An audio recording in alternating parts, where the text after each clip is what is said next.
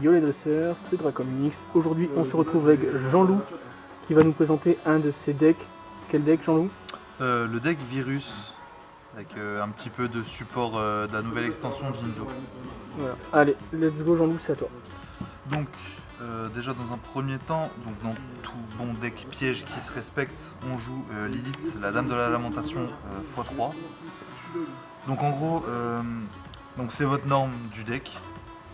Il n'y en a pas vraiment d'autres à part un dans certaines situations, mais bon. Donc en gros, vous l'invoquez normalement, vous faites son effet, vous l'envoyez au cimetière et vous révélez 3 pièges normaux de votre deck à votre adversaire, il en choisit un au hasard, vous en posez un sur le terrain. Donc en gros, ça vous ramène vos virus. Voilà, après la carte sert à pas grand chose d'autre. Hop. Ensuite, on joue de l'Arima. Donc en gros, c'est la deuxième potentielle norme de votre deck. Ce que généralement on ne l'utilise pas parce qu'en gros on va utiliser généralement le premier effet pour la discard pour aller chercher le terrain du deck virus, donc l'antre des ténèbres. Et sinon quand vous l'invoquez normalement vous pouvez sacrifier un autre monstre sur le terrain, donc un autre monstre ténèbres, pour soit piocher un, si vous la sacrifiez elle-même, et si vous sacrifiez un autre monstre ténèbres, vous pouvez aller chercher un monstre ténèbres qui a au moins 2000 de défense dans votre deck. Donc en gros ça va chercher le prochain monstre, donc Diabolos. Donc qui lui dit que s'il y a un monstre ténèbres qui est sacrifié sur le terrain, vous pouvez l'invoquer spécialement, qu'il était dans votre cimetière au moment où le monstre a été sacrifié, ou qu'il était dans votre main même si il n'y était pas au moment où vous avez sacrifié le monstre. Donc en gros vous faites l'effet de l'Arima, vous sacrifiez un autre monstre, vous allez chercher Diabolos, vous l'invoquez spécialement aussi. Donc voilà, donc pour les monstres... Enfin, pour les monstres de l'archétype, après Diabolos a un autre effet, vous sacrifiez un monstre, l'adversaire prend une carte de sa main et la renvoie dans son deck, soit au-dessus, soit en dessous. C'est un effet que vous faites pas souvent, à part quand vous voulez contrôler la main de l'adversaire. Ensuite, on va passer aux autres monstres importants entre guillemets dans le deck, donc les dangers, donc un package, donc 2 Thunderbird, donc Jackalope, Nessie, Ogopogo et un Bigfoot. En gros, c'est pour moi le ratio le plus adapté dans ce deck, tout simplement parce que ils vont tous trigger au moins un virus. Donc l'oiseau par 2 parce que lui il trigger les 2 virus qu'on joue. Jacka il en trigger 1, Nessie en trigger 1, Ogopogo en trigger 1 et Bigfoot trigger ceux que les 3 autres qui ne rentrent pas dans la condition du cost. Donc en gros c'est comme si vous jouez 3, 5, donc voilà pour les dangers. Après ça fait du draw power, c'est toujours utile. Surtout dans un deck qui a besoin entre guillemets, qui s'épuise assez vite. Ensuite le dernier monstre, Jinzo, la menace machine. Donc en gros, donc vous pouvez l'invoquer spécialement quand il y a une piège sur le terrain ou qu'il y a une piège dans les cimetières. Donc déjà c'est une spé gratos, le monstre est niveau 7. Et ensuite vous pouvez l'envoyer au cimetière quand il est invoqué comme ça, et vous pouvez invoquer un Jinzo. Ça on le fait jamais parce que bien évidemment Jinzo annule les pièges. On n'a pas envie de se faire annuler ses pièges. Non, elle est là pour une autre combo que je vous montrerai, je vous expliquerai vers la fin du deck profile. Hop. Ensuite on va passer aux magies. Donc bien évidemment 3 fois le terrain, donc l'entre des ténèbres. Donc l'effet de l'entre des ténèbres il est très simple. Enfin, au premier abord il paraît très simple, après c'est un peu plus compliqué. Donc déjà tous les monstres sur le terrain deviennent ténèbres. Donc voilà. Ensuite, une fois par tour, quand une carte nécessite en coup que vous devez sacrifier un de vos monstres, vous pouvez sacrifier un monstre adverse. Donc c'est là où les virus sont cool à jouer avec le terrain. C'est que vous pouvez activer le virus en sacrifiant un monstre adverse. Et comme je l'ai dit au début, tous ces monstres là, donc qui sont joués avec le deck, donc Diabolos, Arima et Lilith, ont un effet qui nécessite de sacrifier un monstre en coup, donc vous pouvez également sacrifier un monstre adverse pour activer leur effet. Voilà, donc déjà le terrain est très fort pour ça, et dans un second temps, à la fin du tour de chaque joueur, si des monstres ont été sacrifiés pendant le tour, le joueur dont c'était le tour voit sur son terrain apparaître des tokens en fonction du nombre de monstres qui ont été sacrifiés. Donc par exemple c'est mon tour, j'ai sacrifié 2 monstres, il y a 2 tokens qui vont arriver sur le terrain. Voilà. Et c'est pareil pendant le tour adverse, si j'ai sacrifié des monstres pendant son tour, il y aura à la fin du tour des tokens sur son terrain. Voilà. Ensuite, donc comme c'est un deck full ténèbres, on joue 3 invitations des ténèbres. Comme c'est pareil, c'est un deck virus, on va jouer destruction de cartes. Donc en gros, les virus, donc dès que l'adversaire va piocher, il faut regarder ce qu'il pioche. Donc là, en gros, si vous faites destruction de cartes, vous allez regarder toute sa main. Donc toutes les nouvelles cartes qu'il va piocher, toutes celles qui rentrent en condition, elles seront toutes envoyées au cimetière. Donc en gros, techniquement, vous pouvez défausser la main adverse. Et s'il pioche que des cartes qui rentrent dans la condition du virus, bah, il va redéfausser sa main et il va commencer son tour avec 0. Donc c'est très utile. Puis même si vous avez que des cartes inutiles en main ou vous avez beaucoup de dangers, vous pouvez tous les défausser comme ça. Ça permet de vous refaire une main et d'avoir tous les effets des dangers. Ensuite, sacrifice inutile, donc ça c'est pour envoyer Diabolos au cimetière. Si jamais vous n'avez pas la Rima ou n'importe quoi, au moins ça vous fait une carte qui va chercher Diabolos en plus. Super poli, donc je la joue x1 parce que dans l'extra deck après vous allez voir qu'il y a Anaconda, donc je pense que ça sert pas à grand chose de la mettre en plusieurs. Après je pense qu'en side d'en rentrer 2 c'est pas une mauvaise idée, mais en main deck je pense qu'une seule ça suffit. Donc, ensuite le package, donc rotation de plateau, terraformation et double mine mystique. En gros, si vous avez déjà votre terrain ou que vous êtes dans le mal, vous pouvez faire rotation de plateau, aller chercher une mine mystique. Et comme ça, bah, l'adversaire, bah, comme c'est un deck entre guillemets qui a besoin de temps pour se mettre en place et tout ça, bah, forcément mine mystique dedans c'est assez fort. Et comme vous jouez d'autres terrains, bah, vous pouvez péter votre mine avec le terrain. Donc c'est pas une mauvaise idée en soi. Et ensuite les deux dernières cartes, donc les communications avec le cosmos. Donc alors, c'est une carte, il y a beaucoup à dire dessus. Donc déjà dans un premier temps, donc si vous contrôlez un monstre dont vous n'êtes pas le propriétaire, vous pouvez invoquer spécialement un monstre machine ténèbres ou un monstre machine depuis votre main ou cimetière. Donc en gros, vous pouvez ramener un Jinzo. Et de plus, si vous contrôlez un Jinzo sur le terrain, à chaque fois que l'adversaire va piocher pendant sa draw phase, vous allez déclarer un type de carte, donc magie, piège ou monstre. Et si vous avez bon, l'adversaire se défausse de la carte et vous piochez un. Et là on se rend compte de la puissance de la carte parce qu'en fait avec Virus, à chaque fois que l'adversaire va piocher, il va vous révéler la carte. Donc en gros il va piocher, vous révéler la carte. Si elle rentre pas en condition avec le virus, donc par exemple si vous avez activé un virus qui défausse les monstres et qui pioche une magie ou une piège, vous allez dire magie ou piège, l'adversaire va quand même défausser sa carte et vous en plus vous allez piocher un. Donc du coup ça fait que pendant 3 tours, donc si cette carte est sur le terrain, que vous avez un Jinzo et qu'en plus vous avez activé un virus, ça fait que pendant 3 tours vous êtes sûr que l'adversaire ne va pas piocher. Donc juste, enfin ce combo là je le trouve vraiment excellent. Donc ensuite, on va passer au virus, donc 3 virus épidémiques d'éradication, donc c'est les virus pour les magies pièges. En gros, soit vous déclarez magie piège, toutes les pièges magiques qui sont sur le terrain, et dans la main de votre adversaire, les cartes qu'il va piocher pendant les 3 prochains tours sont détruites. 2 virus force maximum, donc là c'est les monstres qui ont moins de 1500 ou moins de défense qui seront détruits. Et on joue que ça en virus parce que de toute façon on peut les tutoriser et que... Enfin, comme on joue mine mystique et tout ça, on peut se permettre que le deck soit un peu plus lent. Ensuite 3 jugements pour negate, parce que c'est une bonne carte et que bah, vous avez besoin de negate dans le deck parce que bah, il en fait pas beaucoup.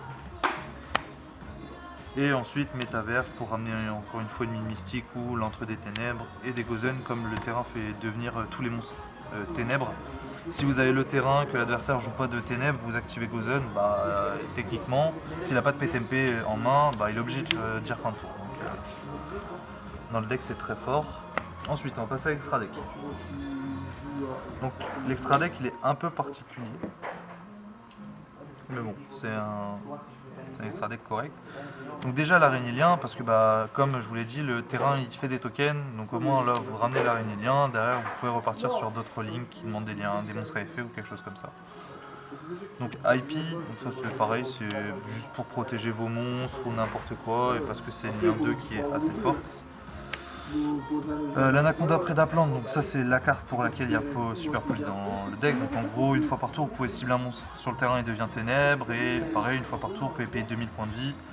En coup, envoyer une magie de fusion au cimetière et appliquer l'effet de la magie de fusion.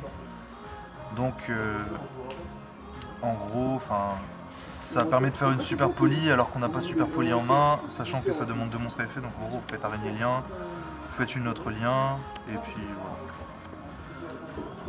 Ensuite, on va jouer Cerbère, donc il y a tout le package Chevalier du Cauchemar, donc Cerbère, Phénix et Unicorn.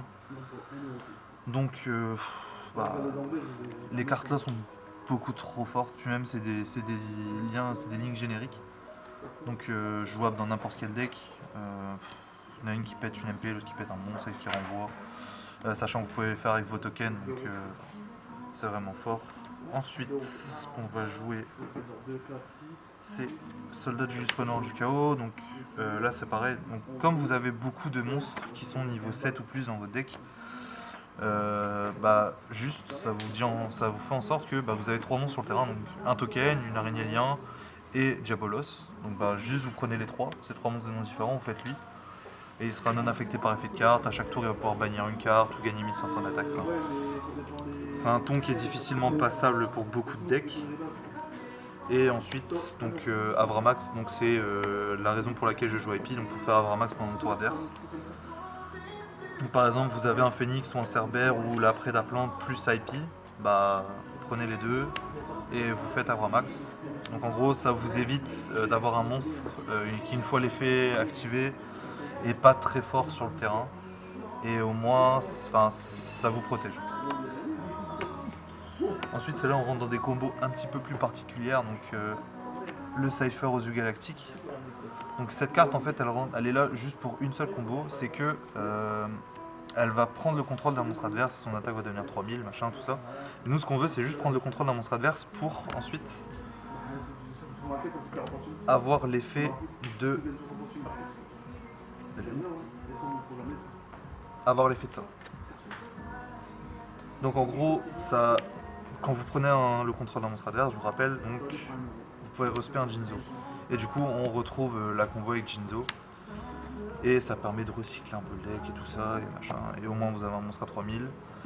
Ensuite, en X de rang 8, on a Yeux Galaxy Photon Lord.